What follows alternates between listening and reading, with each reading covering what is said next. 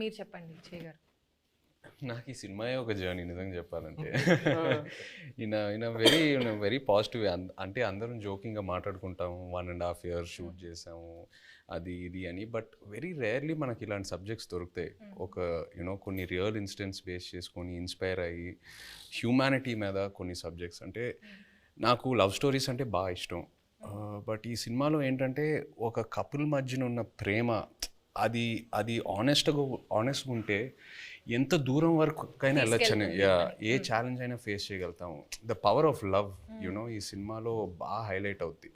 And love అనేది just హ్యాపీనెస్సే కాదు, లవ్లో పెయిన్ కూడా ఉంటుంది. అండ్ ఈ సినిమాలో అది బాగా ఎక్స్ప్లోర్ చేసాం.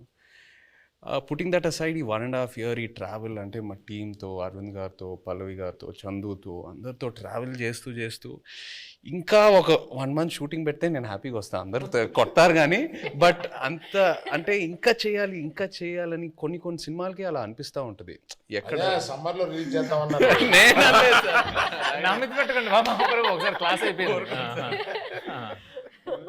ఈ హెయిర్, ఈ బియర్డ్, ఈ లుక్ వల్ల నేను వేరే ఏ ప్రాజెక్ట్ కూడా చేయలేను. It's very unique to this character. నాకు ఎక్కడ నిజంగా ఇబ్బందిగా అనిపించలే.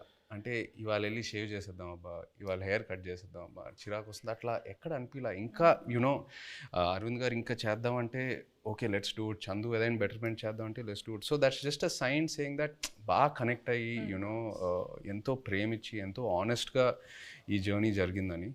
So yeah, I think it'll be very memorable for me. Yeah, the movie